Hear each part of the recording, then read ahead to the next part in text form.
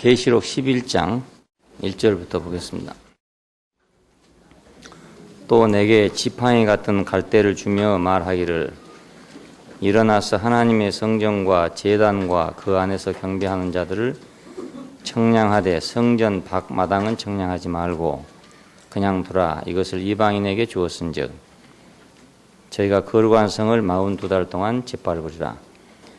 내가 나의 두 증인에게 권세를 주리니 저희가 굵은 베옷을 입고 1260일을 예언하리라. 이는 이 땅의 주 앞에서는 두 감람나무와 두 톳대니 만일 누구든지 저희를 해하고자 한즉 저희 입에서 불이 나와 그 원수를 소멸할지니 누구든지 해하려 하면 반드시 이와 같이 죽임을 당하리라. 저희가 권세를 가지고 하늘을 닫아 그 예언을 하는 날 동안 비 오지 못하게 하고 또 권세를 가지고 물을 변하여 피가 되게 하고 아무 때든지 원하는 대로 여러 가지 재앙으로 땅을 치리로다. 저희가 그 증거를 마칠 때에 무적행으로부터 올라오는 짐승이 저희로 더불어 전쟁을 일으켜 저희를 이기고 저희를 죽일 터인즉 저희 시체가 큰 성길에 있으리니 그 성은 영적으로 하면 소돔이라고도 하고 애굽이라고도 하니 곧 저희 주께서 십자가에 못 박히신 곳이니라. 백성들과 족속과 방언과 나라 중에서 사람들이 그 시체를 사흘 반 동안을 목도하며 무덤에 장사하지 못하게 하리로다. 이 두 선지자가 땅에 거하는 자들을 괴롭게 한 거로 땅에 거하는 자들이 저희의 죽음을 즐거워하고 기뻐하여 서로 예물을 보내리라 하더라. 3일 반 후에 하나님께로부터 생기가 저희 속에 들어가매 저희가 발로 일어서니 구경하는 자들이 크게 두려워하더라. 하늘로부터 큰 음성이 있어 이리로 올라오라 함을 저희가 듣고 구름을 타고 하늘로 올라가니 저희 원수들도 구경하더라. 그 시에 큰 지진이 나서 성 10분의 1이 무너지고 지진에 죽은 사람이 7천이라. 그 남은 자들이 두려워하여 영광을 하늘의 하나님께 돌리더라. 둘째 화는 지나갔으나 보라 셋째 화가 속히 이르리로다. 거기까지 봤습니다. 오늘은 그 예루살렘이 짓밟히는 것과 그 두 증인에 대해서 말씀을 드리겠습니다.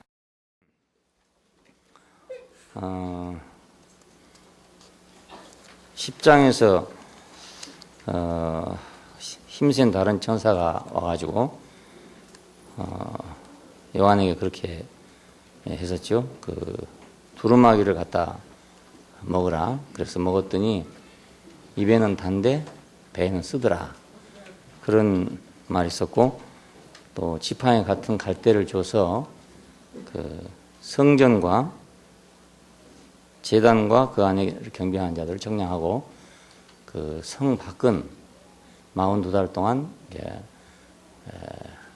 이방인에게 내어줬으니까 버려두라. 이런 말이 있었습니다. 그리고 난 다음에 이제 두 증인에게 권세를 줘서 그 예언하도록 했다 하는 이런 말씀입니다. 그러면 이제 성 안의 사람은 다 청량해서 갔고 계산해서 이제 갔다 이 말입니다. 계산해 갔고 나머지 사람들에 대해서 이제 환란이 오게 되는 그 기간에 두 증인이 나와서 예언을 하더라. 이런 얘기입니다. 굵은 베옷을 입고 42달 동안 예언하더라. 그런데 이 굵은 베옷이라는 뜻은 그 슬픔을 표시할 때 쓰는 말입니다. 우리가 상복을 입을 때 그 좋은 베옷이 아니고 아무렇게나 된 그런 옷을 입지 않습니까? 그것이 이제 슬픔을 표시하기 위해서 그래서 하는 거죠. 기쁨을 표시하려면 이제 곱게 단장하고 울긋불긋하게 단장하고 연지곤지도 바르고 이렇게 가는데 상복을 입고 갈 때는 좀 꾸깃꾸깃한 옷을 입고 그렇게 가는 거잖아요. 이렇게 굵은 베옷을 입는단 말은 결국 슬픔을 표시한다 이런 뜻입니다. 그러니까 이 예언이 그 기쁜 예언이 아니고 그 슬픈 얘기를 하고 있다 이런 뜻이 되겠죠. 어떤 비보를 전하는 것이다. 좋지 않은 말을 하고 있는 것이다 하는 걸 볼 수 있습니다. 그리고 이제 42달은 1260일입니다. 날짜로는 그래서 성경에 보면 1260일 동안 예언하리라는 말은 42달 동안을 말하고 이것이 곧 3년 반입니다. 이 3년 반은 7년의 반절이죠. 다니엘서에 70일이라는 게 나옵니다. 그 예루살렘의 이스라엘 백성에게 70일을 정해놨는데 70일에 69일에까지가 다 이루어지고 마지막 한 일회가 안 이루어졌다는 겁니다. 그 마지막 한 일회가 7년인데 그 7년의 반이 이제 3년 반입니다. 이걸 보고 보통 교회에서 대환란이다 이렇게 말합니다. 대환란 기간이다. 그냥 42개월 동안 예언한다는 말은 이제 대환란 기간이다 이런 뜻입니다.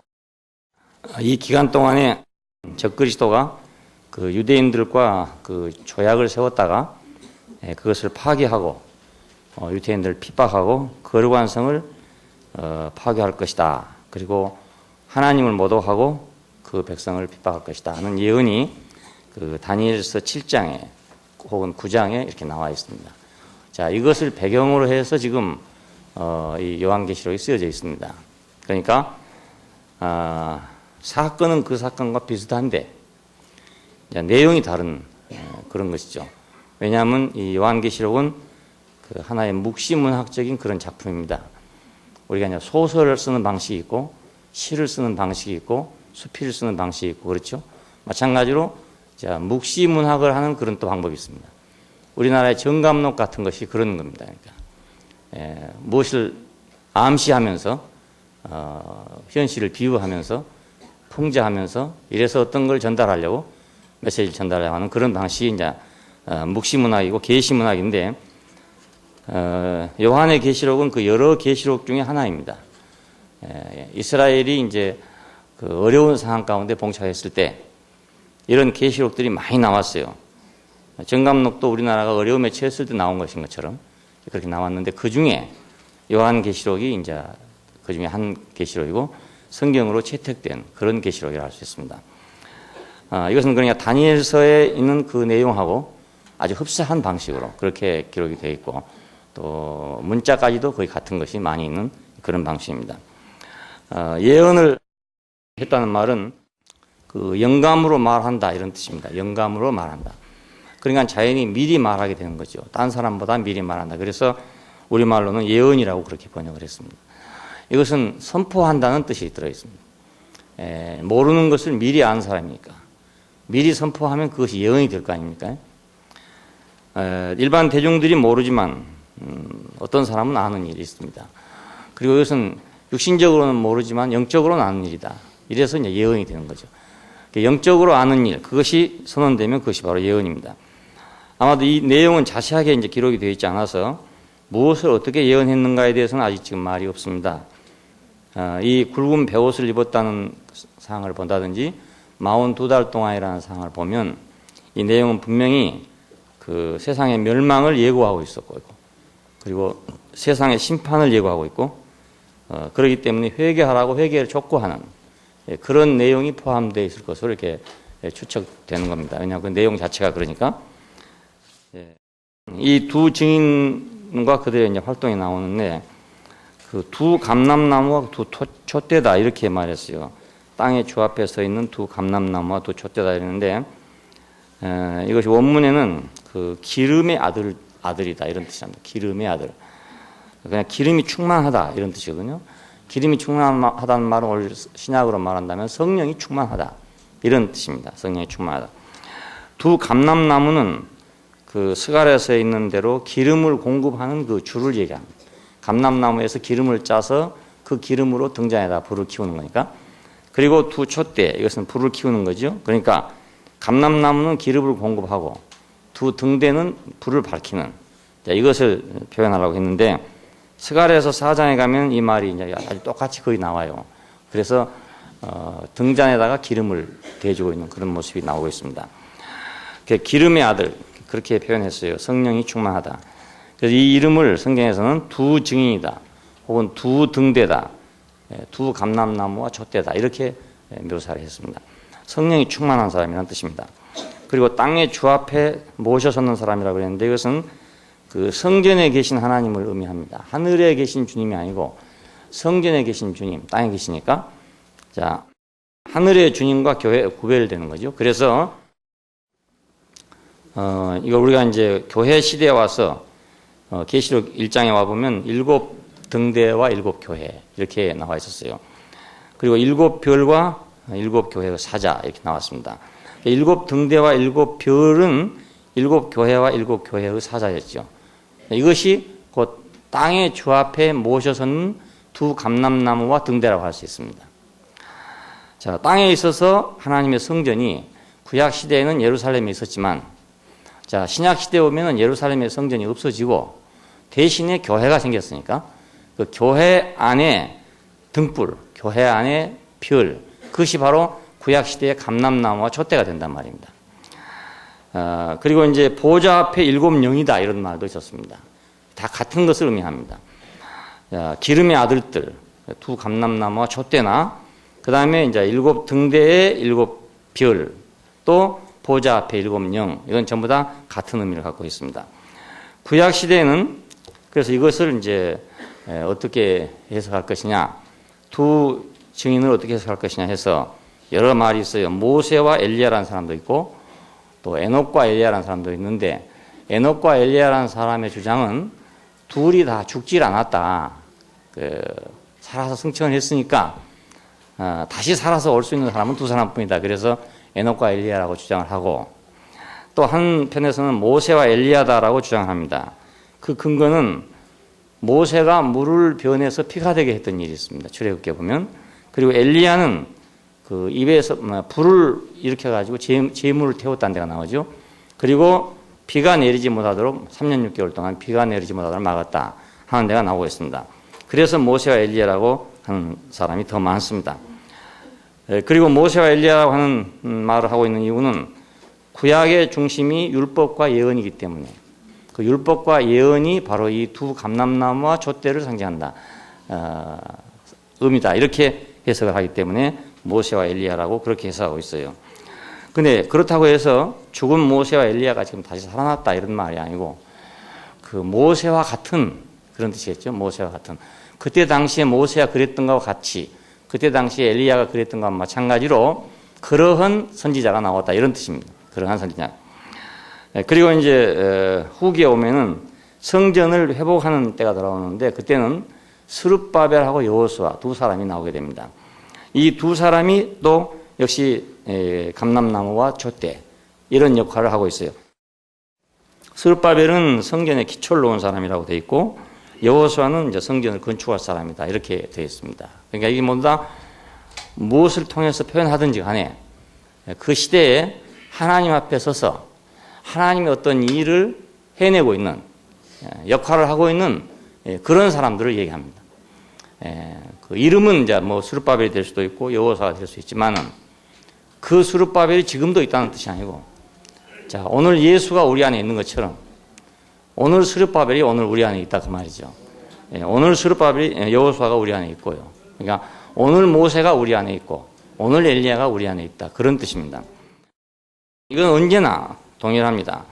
땅 위에서 하나님을 섬기고 하나님을 표현하고, 자, 하나님을 대신하는 모든 일들은 이런 방식으로 되고 있으니까, 그 시대에는 모세가, 그 시대는 엘리야가, 자, 그 시대에는 스룹바벨이, 그 시대에는 여호수아가 이렇게 주 앞에 모셔서는 사람들입니다. 그건 마치 그 성전 안에 있는 등대와 마찬가지였습니다. 그래서 두 감람나무와 등대라는 말이 나오게 됐습니다.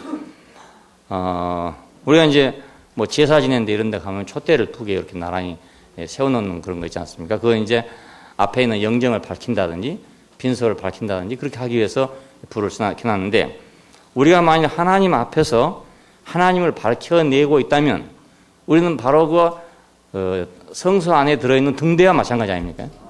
예, 우리가 하나님을 밝혀내고 있다면. 그러니까 오늘 교회는 하나님 땅 위에 주 앞에 모셔서는 두 감람나무와 촛대다 이렇게 말할 수 있는 거죠.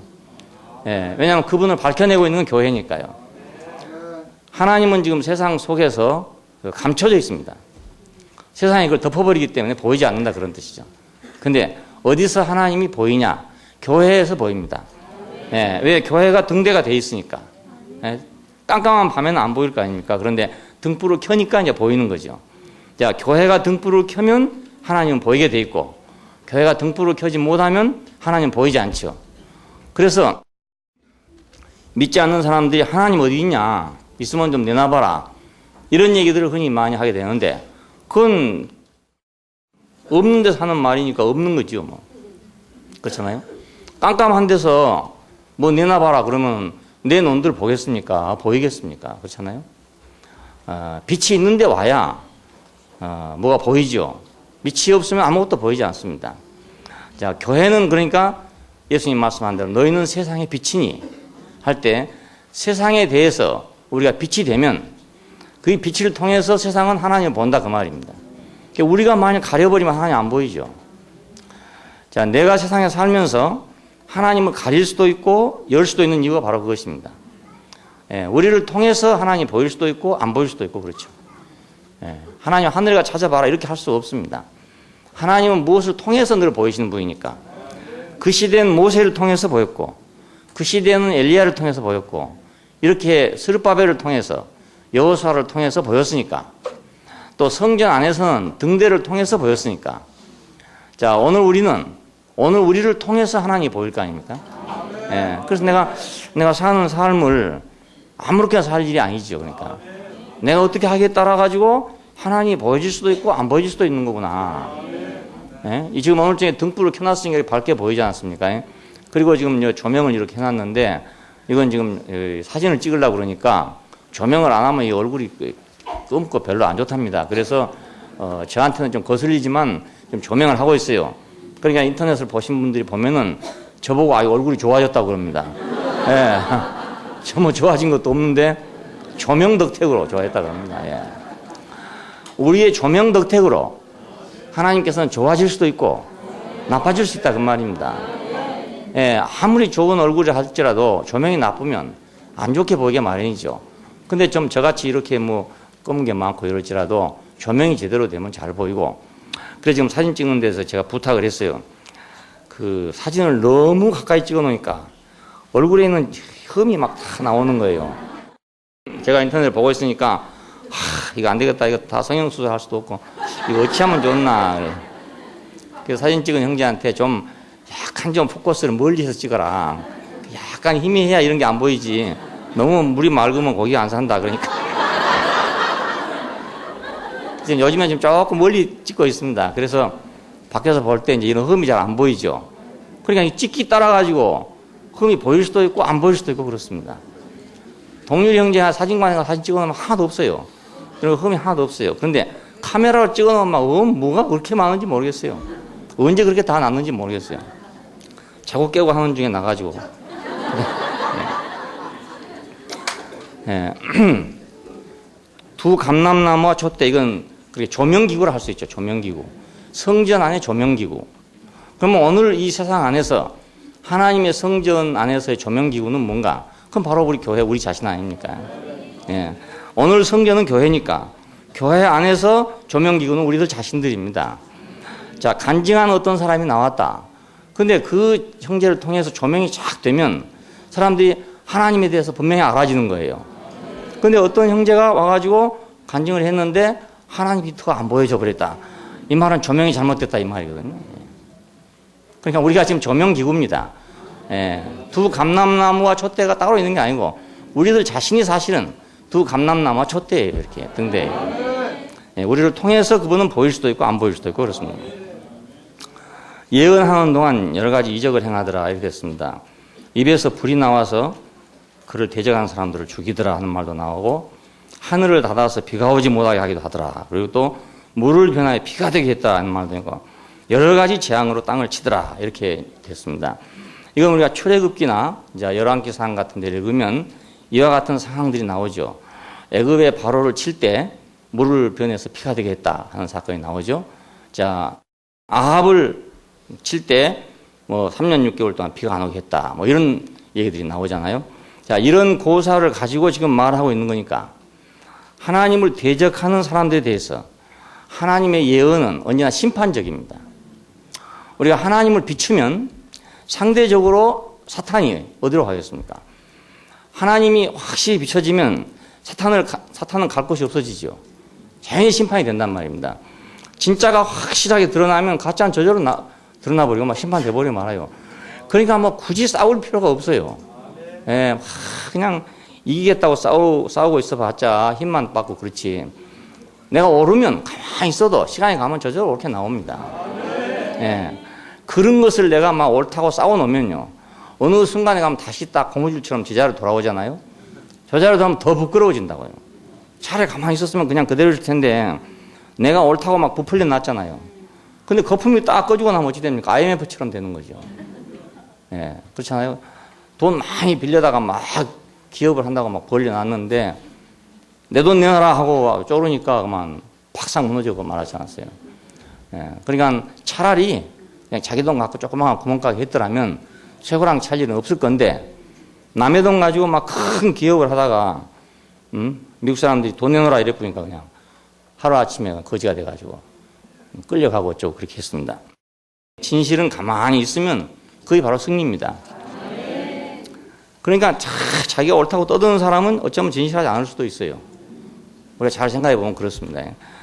자기가 막 옳다고 했던 사람은 뭔가 꿀리니까 한단 말입니다. 그러니까 그 사람은 어쩌면 잘못된 사람일 수도 있어요. 가만히 있는 사람은 어쩌면 진실할 수 있어요. 그 사람은. 왜냐하면 그 사람 자기는 뭐 든든하니까. 물론 아주 잘못해서 가만히 있는 수도 있습니다. 정말 잘못했기 때문에 가만히 있는 수도 있어요. 예. 그러니까 정말 잘못해서 가만히 있다면 그것도 역시 진실한 거죠. 예. 그러니까 하여튼 가만히 있는 사람이 진실한 사람이에요. 예. 이러든지 저러든지 하긴 시끄럽게 한 사람은 진실하지 못할 뿐만 아니라 뭔가 문제가 있다 그 말입니다. 잘못했으면 잘못한 대로 가만히 있어야 되고, 옳으면 옳은 대로 가만히 있어야 돼요. 그렇잖아요. 예. 그러니까 예언하는 동안 여러 가지 이적을 행해가지고 대적한 자들을 치더라 하는 말은 언제나 당연한 거죠. 오늘 우리도 세상에 대해서 예언하는 동안에 우리를 대항하는 어떤 사람들이 많이 있다면 다 거짓말로 드러난다고요. 우리 교회에 대해서 인터넷에 막 나 잘 안 보지만 가끔 한 번씩 들어보면 뭐 괴상한 얘기를 다 한다고 그래요. 한다고 그러는데 뭐 그 대항할 필요가 전혀 없는 거예요. 예. 뭐 그렇다 안 그렇다 할 필요도 전혀 없어요. 가만 놔두면 자기가 거짓말 한 게 다 드러나고요. 예. 시간이 흐르면 다 드러날 거 아니겠습니까? 지난 30년 동안 오만 말을 다 했어요. 오만 말을 다 했는데 그대로 됩니까? 그대로 안 되죠. 사실이 아니니까. 예. 사실 아닌 건 다 드러나고 말 거 아닙니까? 지금도 어디서 뭐 또 그렇다고 한 사람들이 있어요. 그런데 그 사람도 조금 있으면 아마 드러나게 될 것입니다. 그러니까 우리는 나댈 필요가 전혀 없죠. 틀렸다 맞았다 할 필요도 전혀 없어요. 가만히 있는데 그때 그 어느 잡지사에서 와가지고 취재하자고 왔더라고요. 그래서 이제 취재한다고 앉았는데 한참 이 얘기를 했어요. 이것저것 묻고 하기로 그냥 있는 대로 대답을 했는데 한참 듣고 있더니 가방에서 뭐 지퍼를 꺼내더니 뭘 하나 꺼내요. 뭔가 했더니 가스권총이요. 가스총. 그래서 자기는 혹시나 테러 당할까 봐 그걸 가져왔다 이겁니다. 그래서 참 하도 어이가 없어가지고 자기도 어이가 없는가 보더라고요. 네, 막상 만나보니 전혀 그렇지 않은 그런 사람이 아닌데 누가 뭐라고 해놨기에 잡지사 기자가 오면서 가스총을 가져왔겠습니다. 네, 그러니 세상이 그렇다고요. 그러니까 그렇게 하는 사람들이 다 이상한 사람들이에요. 그러니까 뭔가 막 난리를 치고 뭔가 막 변명하고 이거 이상한 사람들이에요. 진실한 사람은 가만히 있는 거예요. 원래. 예언하는 동안 이적을 행하더라. 그러니까 오늘 우리는 늘 이적을 행하고 있어요. 알고 보면은. 저도 가만히 생각해보니까 이적을 내가 많이 행했다 이런 생각이 들어가는 거예요. 예? 그 가스권총 가져온 사람들에게 나는 이적을 행한 사람 아닙니까? 예? 그러니까 여러분도 지금 잘 살펴보면 이적을 행하고 있어요. 예, 이적을 행하고 있습니다. 진실한 사람은 이적을 행하게 됩니다. 꼭 뭐 안수해서 병을 고치니까 이적을 행하고 꼭 그런 유치한 생각만 해서는 안 된다고요. 병 고치는 거 의사 보고 하라 해야지. 또 같이 갈라먹고 살아야지. 그럼 다 안수해서 병 고치면 의사들은 뭐 먹고 살겠습니까? 안 그렇습니까? 예, 우리를 부르신 것은 그런 거 하라고 부르신 것이 아니고 우리가 진실의 대변자가 되라고 그래 불렀어요. 거기에 능력이 있어야지. 내가 뭐 손대면 병이 나서는 거기에 능력이 있어서 되는 건 아니단 말입니다. 사람도 이제 그런 걸 막 능력이라고 생각하고 하나님의 능력이라고 생각해요. 뭐 하나님이 할 일 없어 그런 것이 하고 있겠냐 이겁니다. 그 지금 세상에 하나님의 일이 그 일이 아니고 지금 다른 일이거든요. 사탄과의 전쟁, 이것이 하나님의 일이에요. 하나님의 일은 사탄과의 전쟁이고 전쟁의 핵심은 진실이냐 거짓이냐 이것입니다. 근데 그거 뭐 병자 고쳐봤자 그 전쟁하고 관계가 없어요. 예, 아무 전쟁의 승부가 나질 않아요. 권투시합을 둘이 하는데 막 두 사람 뛰어다니고 이런 거 많더라고요. 그럼 맨날 뛰어다니고 어떤 사람은 또 막 손을 막 흔들고 막 이런 사람이 있어요. 그건 승부하고 아무 관계가 없어요. 예, 자기 혼자 쇼하고 있는 거지 아무 관계가 없어. 그러다 한 대 맞아보면 그냥 넘어가면 지는 거라. 그러니까 그리고 뭐 축구시합 하는데 보면 막 뭐 한 골 넣으면 막 미칠 듯이 막 달려가서 막 뛰고 막 이런 사람이 있더라고요. 그래서 난 그런 생각하면 물론 사기 충천을 하기 위해서 필요한 것일지는 모르지만 아이고 저러다가 막판 9회 말쯤 가면 힘 빠져가지고 이제 공찰 힘도 없게 되면 저거 질 거 아닌가 그런 생각이 들더라고요. 그럴수록 골이 들어갈수록 침착해가지고 잘 힘을 축적해 놨다가 또 찰 생각을 해야지. 골 하나 들어갔다가 막 몇 개씩 뛰고 있다 보면 그 축구를 언제 하겠냐 그 말입니다. 그러니까 그 몇 개씩 뛰는 것은 승부하고 아무 관계가 없어요. 아무 관계가 없어요. 그러니까 진실하지 않은 모든 것은 아무 소용이 없다 이겁니다. 그냥 하나님의 일, 근본적인 일 이외의 것은 아무 소용이 없어요. 물론 병 고쳐주면 좋죠. 뭐 죽을 사람 안수해서 나아졌다 얼마나 좋습니까? 그래서 하나님 감사합니다. 그 참 좋은 일이에요. 그렇지만 승부에는 전혀 관계가 없습니다. 예, 이 전쟁의 승부하고는 아무 영향을 주지 못합니다. 예언하는 동안 이적을 행하더라. 우리는 예언하면서 이적을 행한 사람이 되어야 합니다. 예, 정말로 사람들이 기이하다. 우리가 모르던 일이 일어났구나. 이제 이런 사람이 돼야 되는 거죠. 자, 그때 이제 증거를 마쳤더라 그럽니다. 그러니까 증거를 마칠 동안까지는 어떤 경우도 이 사람을 해하지 못하더라 이런 뜻이에요. 예, 증거를 마칠 동안까지는. 그러니까 하나님의 진실이 입증될 때까지는 어떤 경우에도 막을 수가 없다는 뜻입니다. 어떤 경우에도. 예. 진리를 거스려 우리가 아무것도 할 수 없고 오직 진리를 위할 뿐이다. 예? 진리를 거스려서 하려고 하면 할수록 오히려 그 진리가 더 드러나는 거예요. 예? 거짓말하는 사람이 있으면 억울하다고 생각하지 마세요. 거짓말하면 할수록 참말이 더 드러나는 거 아닙니까? 누가 나를 모함하면 할수록 내가 진실하다는 게 더욱 드러나는 거예요. 예. 그러니까 많이 모함해주면 나는 더 진실해지는 거죠. 예. 걱정할 필요가 전혀 없어요. 억울할 필요도 없고요. 분할 필요도 없어요. 그게 좀 억울하다든지 분하다든지 그러면 그게 뭔가 조금 속이 꿀리는 거라 뭐 좀 잘못된 게 있어서 그래요. 전혀 잘못되지 않았으면 전혀 억울할 일이 없어요. 그때 무적행으로부터 짐승이 올라오더라 그럽니다. 이제 예언이 맞춰지고 나니까 예언하는 동안까지는 못 올라왔죠. 근데 예언이 맞춰지고 나니까 그때 짐승이 올라오더라. 짐승은 세상의 왕권을 상징한다고 그랬죠. 사자, 곰, 표범, 철 이빨을 가진 짐승 이래가지고 자 바벨론, 페르시아, 히랍, 로마 이렇게 4대 강국을 다니엘서에서 얘기하고 있습니다. 자 이런데 우리가 의미상으로 보면 왜 이것을 짐승이라고 표현했을까? 그 바벨론의 왕, 제국, 엄청난 제국 아닙니까? 이 제국이란 말이 이제 황제가 있는 나라란 말이고 절대적인 군주의 국가라는 뜻이거든요. 그러니까 엄청난 세력을, 세계를 지배하던 제국들입니다. 이 나라들이. 이것을 왜 성경은 짐승으로 표현했을까? 짐승은 뭐냐? 사람이 덜 된 것이 짐승 아닙니까? 사람 덜 된 거, 사람 덜나다 망한 거, 그게 짐승입니다. 네, 여섯째 날 짐승을 창조하고 그 여섯째 날 아마 저녁 때쯤 돼서 사람을 지은 것 같아요. 성경에 저녁 때란 말은 없지만은 그러니까 사람 되다가 망한 것이 짐승이라고요. 그래서 가장 가깝게 되다 망한 것이 원숭이 아닙니까? 네, 그렇죠? 침판지 이런 놈은 사람하고 아주 흡사해요. 지능도 흡사하고 모양도 흡사하고 손바닥 이런 거 생기면 검어서 그렇지 아주 비슷합니다. 예, 다른 짐승이 다 이 젖가슴이 밑으로 이렇게 내려져 있는데 그 침판지인가 오랑우탄 그거 보면 딱 사람처럼 이렇게 앞에가 있어요. 그래서 애기 젖 먹이듯이 딱 이렇게 안고 먹인다고요. 그러니까 이건 아주 거의 사람이 되다가 못된 놈이래요. 거의 되다가 예.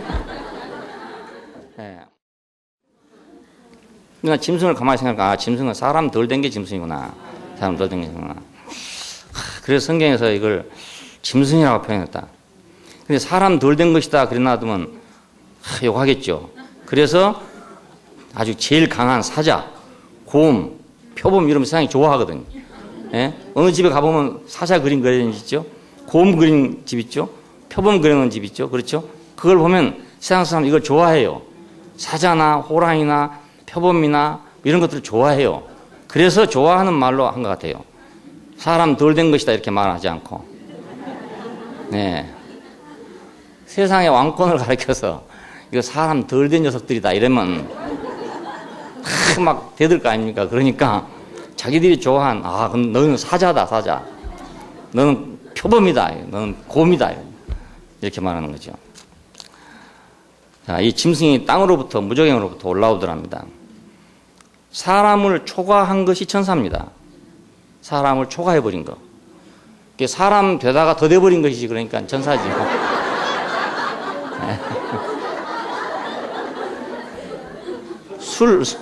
술 하다가 재 넘어간 거 있잖아요. 그건 시다고요, 시어. 그 감주 하다가 재 넘어가 보면 시어져 버리거든요. 그게 천사입니다, 그게 천사.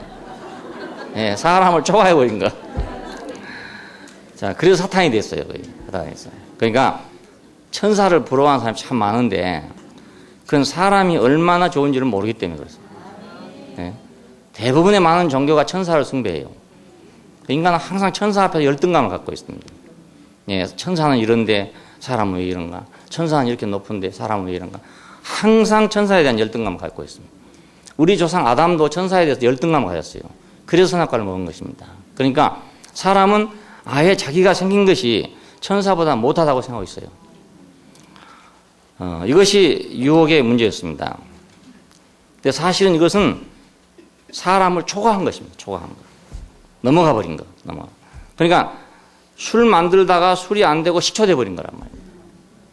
예. 술이 넘어가면 식초돼 버리거든요. 술 넘어가. 사람 초과한 것, 천사. 근데 사람 덜 된 것은 짐승이죠. 사람 덜 된 건 짐승입니다. 자, 그래서 이것이 세상 권세가 됐고, 사람 덜 된 것은 세상 권세가 됐고, 사람을 초과한 것은 사탄이 되고 그랬습니다. 예. 그런대로 자기 위치를 지키고 있는 것은 그냥 아프리카 밀림 비대에서 왕노릇하고 있는 사자고, 예. 그것이 이제 정신적이고 뭐 지능적이고 이렇게 발전하면 세상 권세가 됐죠.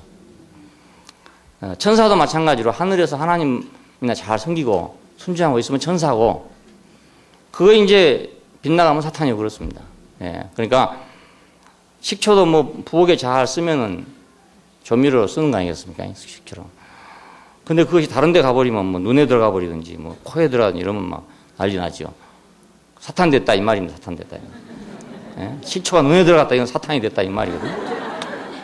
그러니까 자기 위치를 이탈하면 사탄이 되는 거예요. 천사가 자기 위치를 이탈하면 사탄 되는 거예요. 자, 아프리카 밀림에 있는 그 사자가 자기 위치를 이탈하면 뭐가 되냐? 제왕이 돼버리는 거예요. 예? 제국주의적인 제왕이 되고 마는 거예요. 그러니까 그거 부러워할 생각을 하지 마세요. 혹시라도 그런 생각 갖고 있으면 잘못하다가 이건 내가 짐승의 변형이 되겠구나 이렇게 생각하죠. 자, 이 둘은 다 사람을 핍박합니다. 왜냐하면 마귀는 자기가 사람을 초과해버렸기 때문에, 그래서 사람을 조롱합니다. 언제든지. 항상 무시하고 조롱하고, 그래가 유혹을 늘 하죠. 내가 낫다 하고 늘 유혹을 하죠. 그래서 모든 사람들이 종교 안에 들어가면 천사를 숭배하게 됩니다. 그리고 이제 이 짐승, 이것은 적그리스도가 되거든요. 그 제왕들이 결국 이제 이스라엘 나라를 핍박했습니다. 그래서 적그리스도는 결국 제왕들을 얘기합니다. 이 적그리스도는 결국 이제 대적하죠. 항상 짐승은 원망하는 입장에 있습니다. 예, 원숭이나 이런 것들은 사람을 보면 항상 원망을 해요. 자기는 거기 못 올라왔으니까. 항상 원망한 사람 보면 열등감을 가진 사람이 원망하거든요. 자기가 더 낫다고 생각하면 원망 안 합니다. 근데 내가 저 사람보다 못하다고 생각할 때 원망합니다. 동생이 형님보다 잘 살면 원망 안 해요. 근데 동생이 형님보다 못 살면 형님 원망합니다. 형님도 마찬가지입니다. 형님이 동생보다 잘 살면 원망 안 해요. 근데 동생보다 못 살면 동생 원망합니다. 그러니까 못 되면 원망하고 잘 되면 조롱하고, 그렇죠 세상이. 그러니까 사탄은 조롱하고 이 짐승은 원망하고 그렇습니다. 그래서 사람 물어 죽이고 그렇잖아요. 사자도 그렇고 곰도 그렇고 표범도 그렇고. 원숭이 키우는 데 가니까요, 그 신기한 게 보통 때는 가만히 있다가 눈이 딱 마주치면 팍 대들더라고요. 눈만 마주치면 대들어요. 원숭이 쳐다보면 절대로 안 돼요. 예, 원숭이 그 키우는 데 가서 그 그물에 들어있잖아요. 창 들어있는데 거의 가까이 돼가지고 예를 들어서 눈 쳐다봤다 하면 대번에 긁혀버리면. 예, 눈이 마주치는 순간에 그냥 탁 칩니다. 그러니까 이놈은 항상 지금 사람에 대해서 원망하고 있는 거죠. 항상 원망하고 있어요. 이놈이 지금 믿없는 구멍으로부터 올라왔다. 믿없는 구멍으로부터. 그들이 거하는 곳이 곧 믿없는 구멍이고, 믿없는 구멍이 곧 세상 사람들이 말한 지옥이죠, 결국 알고 보면. 근데 이 짐승들이 나와가지고, 그 두 증인과 싸워가지고, 그를 이기고 그들을 죽이더라, 그렇게 되어 있습니다. 짐승은 언제나 그 어린 양을 항상 이깁니다. 제국은 언제든지 하나님의 백성을 이겨왔어요. 이스라엘이 제국들을 이겨본 역사가 없습니다. 그러니까 하등 생물이 항상 고등 생물을 이깁니다. 우리가 생각하면 고등 생물을 이긴 것 같지만은 하등 생물이 고등 생물을 이긴다고요. 사람이 왜 죽은 줄 아세요? 호랑이는 피할 수 있어요. 사자도 피할 수 있고, 그런데 곰팡이를 못 피한다고요. 그래 죽는다고요. 예, 곰팡이가 폐에 들어와 폐렴되면 약이 없답니다. 예, 에이즈 균이 들어오면 못 고치잖아요. 그러니까 아주 적은 거, 그 생명이라 할 것도 없는 그것이 결국은 그보다 더 나은 걸 죽이는 거예요. 예, 요즘에 지금 심각한 문제가 그거라고 그러대요. 그 못 고치는 병들이 이제 자꾸 유행을 하는데, 그게 짐승에서 옮겨온 것들이라고 한다. 짐승에서. 집에서 개도 키우고, 고양이 키우고, 뭣도 키우고, 이꼬아나 이런 거 많이 키운다. 뱀도 키우는 사람도 있고. 그러다 보니까 짐승에게 있던 병이 사람한테 옮겨오면 못 고친다는 거예요. 짐승은 그만큼 강하다 그거죠. 육신적으로 강합니다. 사람 육신적으로는 아주 약해요. 그러니까 짐승은 언제든지 어린 양을 이겨왔습니다. 그래서 시체를 버려두고 매장하지 않았다. 이건 모독한다는 뜻이죠. 사람이 죽으면 시체를 몰래 감춘다든지 땅에 묻은다 이래줘야 되는데 길바닥에 놔뒀다 이 말은 모독한다는 뜻입니다. 그리고 모두 와가지고 보고 서로 예물을 보내더라. 이것은 이제 서로 좋아가지고 잘 죽었다 잘 죽어 그러면서 예물을 보내더라 그런 뜻이거든요. 큰 성 길에 버려두더라. 자, 분명히 이건 거룩한 성에 관한 얘기를 하고 있습니다. 이건 예루살렘을 이해하고 있는데 왜 여기서는 갑자기 큰 성이라고 했는가?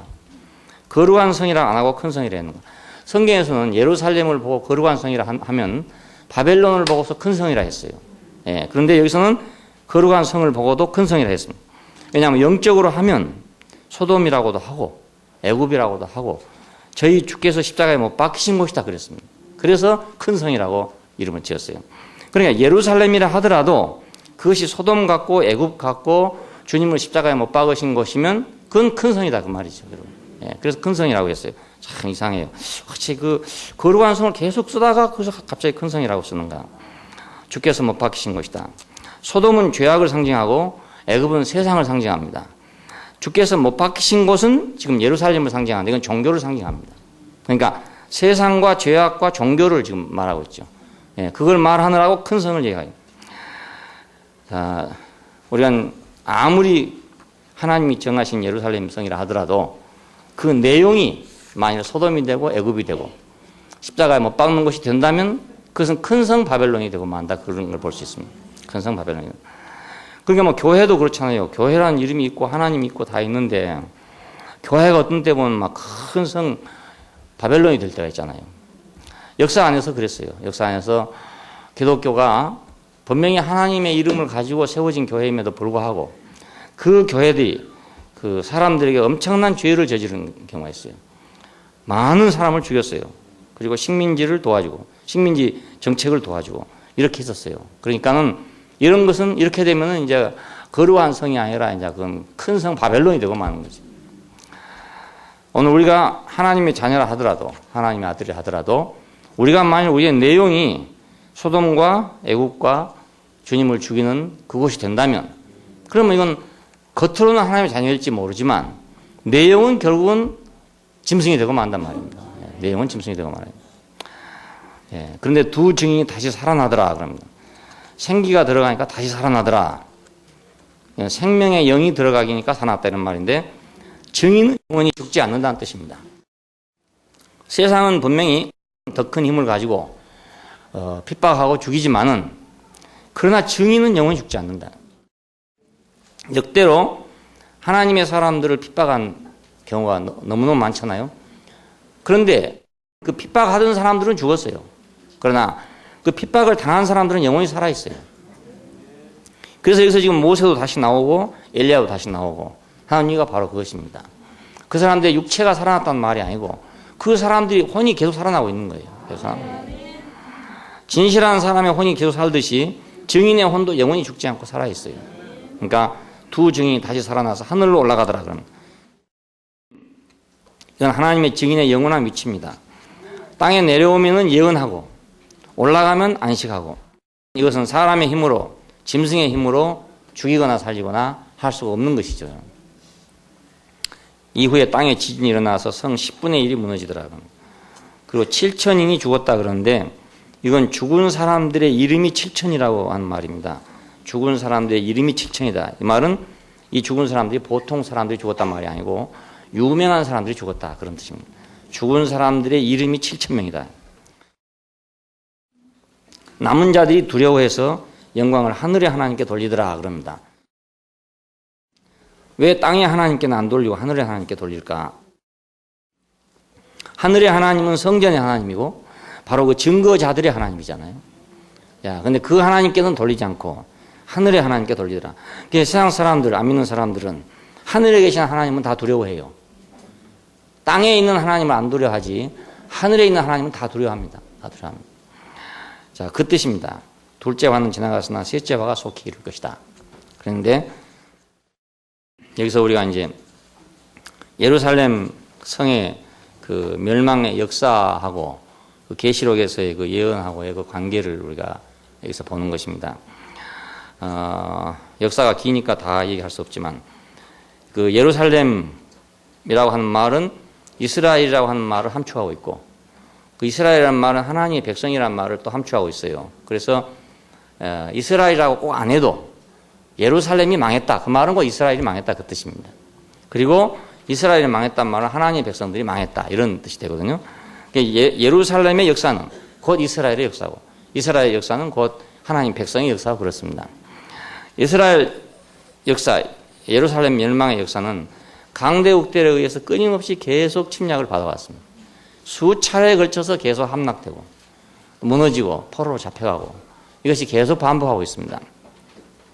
이것은 지정학적으로 봐서 예루살렘은 그 강대국들의 틈바구니에 이제 끼어 있어요.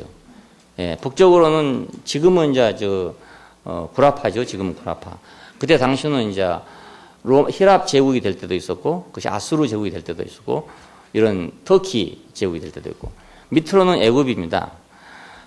동쪽으로는 페르시아, 바벨론 그쪽입니다. 그래서 한쪽은 이제 그 지중해가 이렇게 있고, 그래서 딱 둘러싸여 있습니다. 오늘 우리 대한민국하고 비슷해요. 육자회담 안 합니까? 육자회담. 왜 육자회담을 하냐? 그 육자회담을 안 할 수 없는 것이 4대 강국이 우리나라를 지금 둘러싸고 있기 때문에 그렇습니다.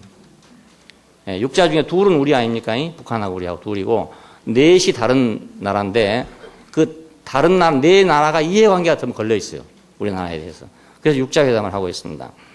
이스라엘도 마찬가지입니다. 그래서 지정학적으로 항상 이런 불안한 속에 들어있고 그 강대국들의 각축전 속에 들어있어요. 애굽하고 이제 히랍하고 싸울 때, 애굽하고 아수르하고 싸울 때, 그 사이에 항상 이스라엘이 끼는 거예요. 그러니까 우리가 마찬가지죠. 앞으로도 미국하고 중국하고 싸우면 우리는 사이에 끼죠. 일본하고 중국하고 싸우려고 할 때 우리가 맥혀 들어가지 않았습니까? 사이에서. 러시아하고 일본하고 싸우고, 일본하고 중국하고 싸우고, 그 속에서 결국은 러시아도 지고 중국도 졌기 때문에 우리는 일본한테로 시집을 한 겁니다. 할 수 없이. 시집 가고 싶어 갔습니까? 그렇게 갔죠. 그러니까 그 한반도의 운명이 그렇단 말입니다. 마찬가지로 이스라엘의 운명도 그랬어요. 그래서 아주 비극적인 운명을 계속 하게 됩니다. 다 그걸 얘기할 수 없고 인터넷에 제가 올려놨어요. 그럼 여러분이 참고를 하시도록 그렇게 하시면 좋겠습니다. 이렇게 멸망의 역사가 기구하게 되어 있는 이런 상태 속에서 지금 요한계시록이 나온 것입니다. 자, 그리고 요한계시록에 있는 여러 가지 그 예언들이 나오잖아요. 막 지진이 나고 막 무너지고 뭐 징벌이 나오고 이런 모든 것들이 다 이런 역사적 배경을 갖고 있기 때문에 이런 말이 나오고 있어요. 자, 마지막에 자, 우리 잘 아는 AD 70년, 서기 70년에 타이터스의 군대가 와가지고, 로마의 군대가 와가지고, 예루살렘을 이제 완전히 함락시켜버렸죠. 그리고 살육하고 포로로 잡아가고, 파괴시키고, 다 그렇게 해버렸습니다. 그리고 135년에 이제 완전히 이것은 갈아엎어버렸답니다. 아주 그냥 갈아엎어가지고, 서쪽 언덕에다가 철저하게 로마식 도시를 새로 건설했답니다. 그 예루살렘 자체를 그냥 뭉개버리고, 유대인 전부를 추방해버렸어요. 예, 그 추방 이후에 지금 이제 2차 세계대전이 끝난 다음에 그것이 영국도 영토가 됐다가 영국이 승리하는 바람에 지금 유태인들이 다시 그 팔레스타인으로 들어가게 된 거 아니겠습니까? 이런 기구한 역사를 갖고 있어요. 그러니까 이런 역사 속에서 이 예언이 늘 나오고 그것은 성취되고 나오고 성취되고 늘 해왔습니다. 그러니까 이건 결코 그 다니엘서에 있는 말씀들이나 이런 것들이 그냥 나온 말이 아니죠. 다 그때그때 이루어졌던 말들입니다. 그런 역사들이. 그러니까 어떤 선견자들이, 예언자들이 나와서 예언을 하고 했던 사실이 있어요. 66년경에 유태인들이 반란을 일으켰답니다. 반란을 일으켰는데 그때 이제 로마의 군대가 와가지고 막 이걸 포위를 했어요. 포위했는데 그때 기독교인들, 소위 유태인으로서 기독교를 믿는 사람들이 좀 있었는데 그 사람들은 피신을 했답니다. 왜 피신을 했는가? 우리가 마태복음 25장에 보면 그런 말이 나오잖아요. 이러이러한 일이 있거든 산으로 도망가라. 뭐 이런 말이 나오죠. 아마 이런 예언을 듣고 기독교인들은 피신했지 싶어요. 예.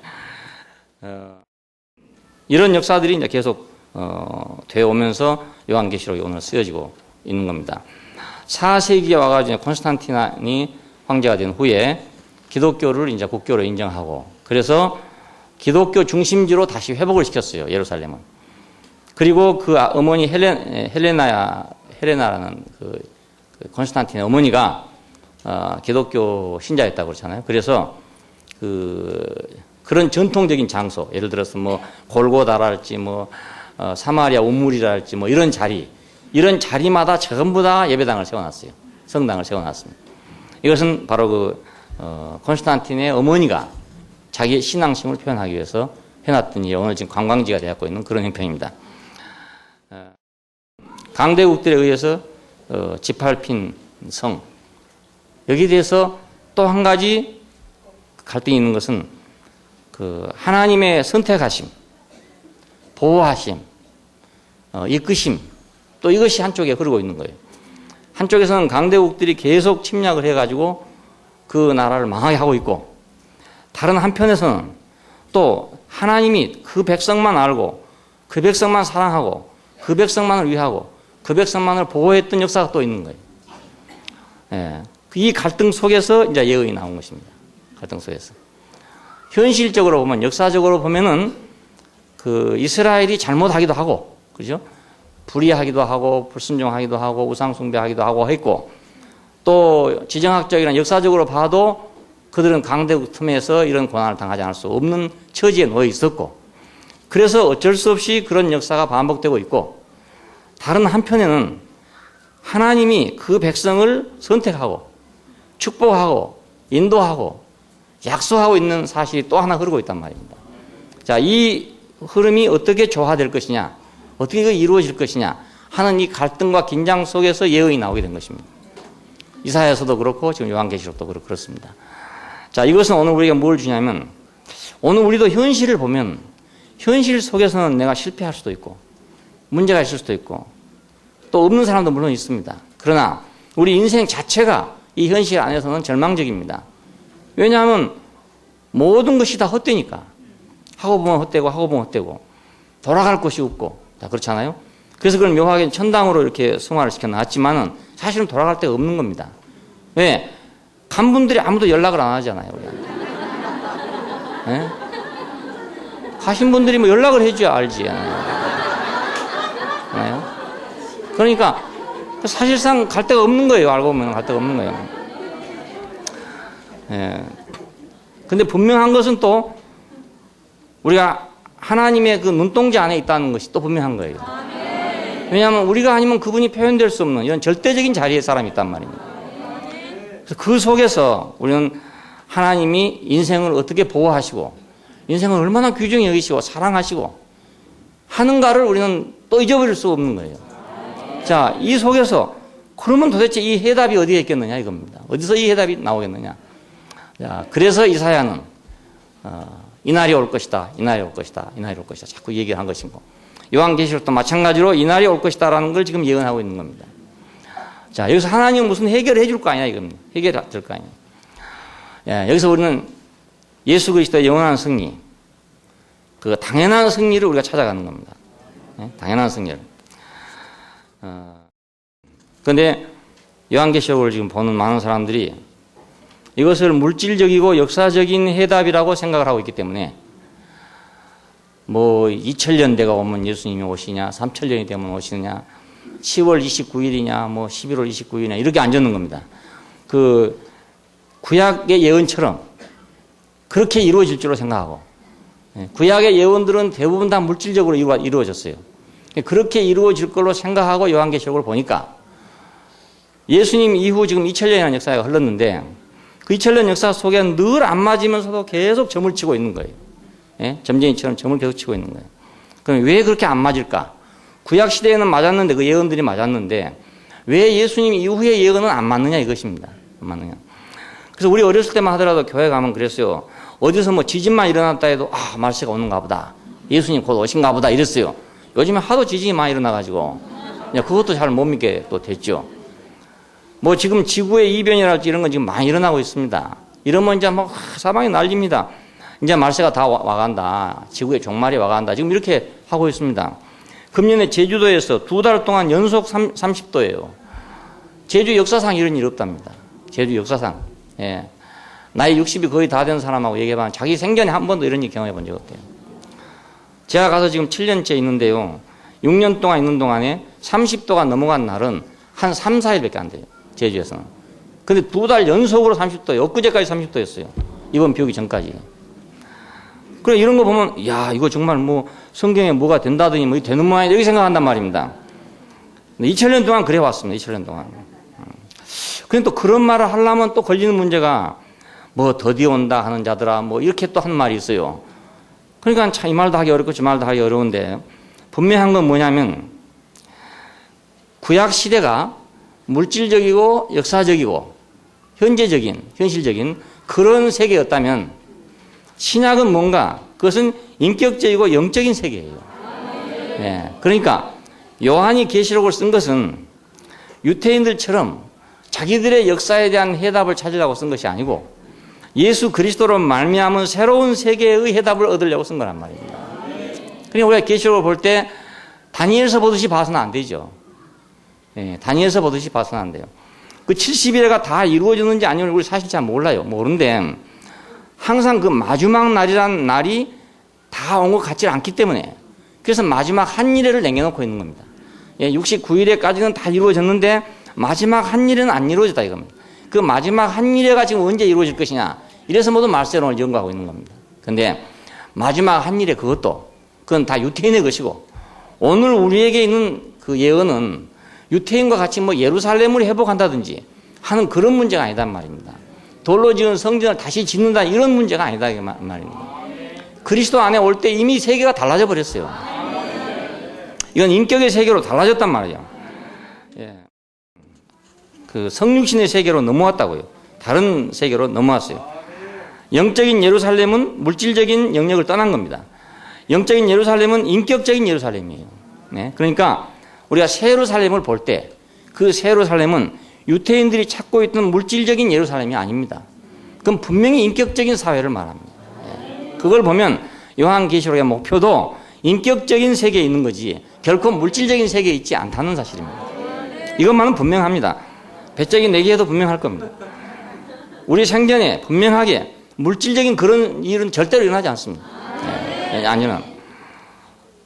제가 장담할 수 있어요. 왜냐하면 예수가 그래서 오신 것이니까요. 예수 오신 이후로 세상이 바꿔진 겁니다. 세계가. 우리의 모든 관점과 세계가 다 바꿔진 것입니다. 그대로 있는 게 아닙니다. 자, 그러니까 성육신의 세계, 이 세계가 이제 단체적으로 완성되는 거, 이거 남아 있습니다. 단체적으로 완성. 자, 우리가 예수님이 나신 걸 보고 성령을 통해 났다, 이렇게 말한 데도 있고, 말씀이 육신이 됐다, 이런 데도 있습니다. 이건 결국은 다 성육신입니다. 예, 말씀이 육신이 됐단 말인데, 이건 성육신 하신 예수죠. 그럼 오늘 이제 우리는 어떻게 성육신하냐? 그것은 마리아처럼 뭐 성령이 내려와 가지고 아기를 낳게 하고 이렇게 되는 게 아니고, 생명 주는 영을 통해서 죽으시고 부활하시고 승천하신 그분의 영을 통해서, 그분의 영이 우리에게 왔기 때문에 우리 안에 성육신이 이루어진다고요. 이것이 바로 교회입니다. 이것이. 예. 자, 우리가 마태복음과 누가복음에 기록된 성령으로 잉태했다, 요한복음에서 말씀이 육신이 됐다 하는 건 예수 그리스도를 가르쳐 말합니다. 근데 오늘 우리 보고는 뭐 성령으로 잉태했다느니 뭐 말씀이 육신이 이렇게 안 합니다.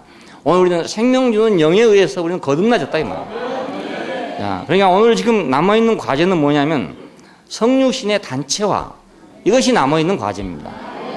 이 안에서 역사의 모든 해답이 일어나게 됩니다. 구약에 있었던 모든 것들은 예표에 불과하고, 그것이 물질적으로 성취됐든지 안 됐든지 간에 그건 전부는 다 예표에 불과하고, 이제 성육신 안에서, 성육신의 단체적인 사회 안에서 하나님이 말씀하신 긍정적인 모든 요소, 축복의 모든 긍정적인 면들은 성육신 안에서 비로소 완성되게끔 돼 있어요. 우리는 이 노선을 절대로 잊어버리면 안 됩니다. 이걸 놓쳐버리고 성경을 보면 헷갈려가지고 이제 다시 또 다니엘서로 들어가면, 예, 또 옛날로 돌아가고 말아버립니다. 자, 천국은 뭔가, 천국이란 게 있는 줄 생각하지만 있는 게 아닙니다. 발생하는 거라고요. 천국이 발생해요. 불이란 게 원래 있는 게 아니지 않습니까? 음정기와 양정기가 딱 만나니까 불이 된 거 아닙니까? 그러니까 음정기와 양정기가 적당한 관계에서 딱 만나면 불이 되는 거예요. 불이 되니까 밝아졌지요. 불이 되니까 따뜻해졌지요.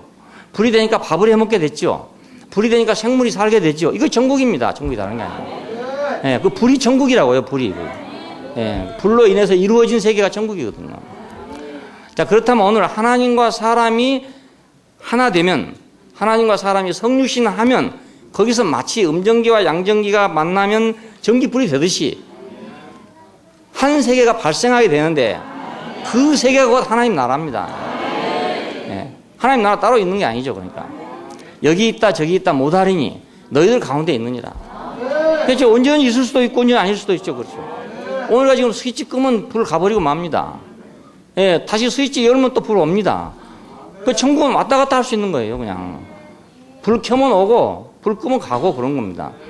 자, 우리와 하나님이 만나면 불이 켜지고, 우리와 하나님이 만나지 못하면 캄캄하고 그런 거라고요. 우리가 개인적으로 경험하면 금방 알잖아요. 우리가 뭐 큰 발전소에 가서 경험하겠습니까? 우리 조그마한 전구 하나 가지고도 실험하면 금방 알 수 있잖아요. 마찬가지로 조그마한 전구인 내 자신을 가지고 시험하면 금방 알 수 있어요.